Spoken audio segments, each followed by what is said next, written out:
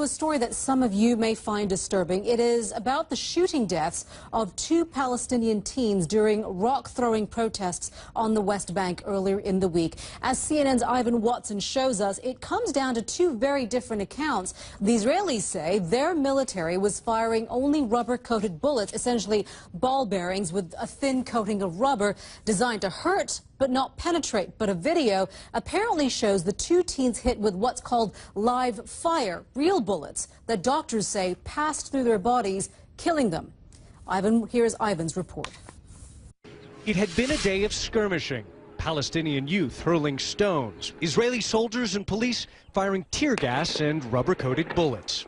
Then, caught on camera, the shooting deaths of two Palestinian teenagers, both gunned down on the same patch of asphalt. The second, an hour and 13 minutes after the first. The Israeli Defense Force tells CNN that, quote, a preliminary inquiry indicates that no live fire was shot at all on Thursday during the riots in Betunia, and we have to determine what caused this result.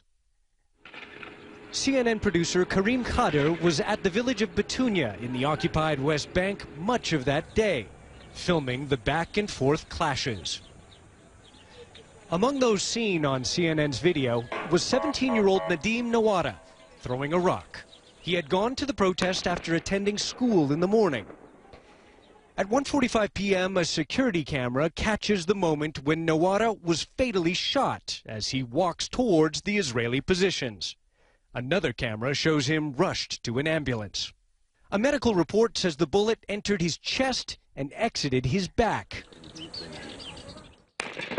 At the precise moment when Nawara was shot, CNN's camera was rolling, filming an Israeli soldier shooting his rifle at the Palestinians.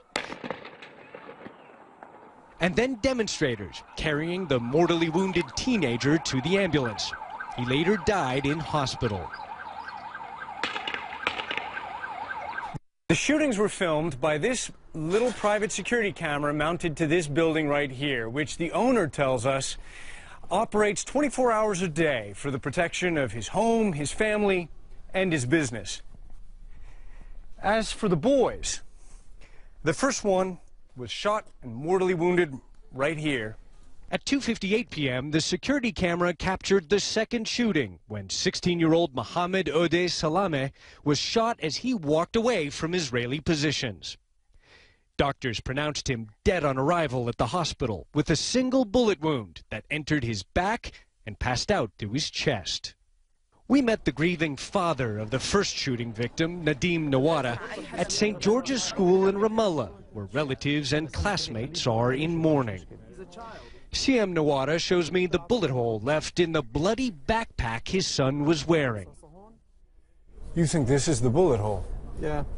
Inside the backpack, a blood-stained textbook and a bullet, not a rubber-coated projectile. You think this is the bullet that killed your son? Of course. Of course. Inside the bag. I found it inside the bag. And who do you think killed your son? Soldier. Israeli soldier? Yeah, Israeli soldier. The Israeli Defense Force insists only rubber-coated bullets were fired that day. A United Nations spokesman expressed what he called great alarm at the shooting of the two teenagers, whom he says were unarmed and appeared to pose no direct threat. Ivan Watson, CNN, Betunia in the West Bank.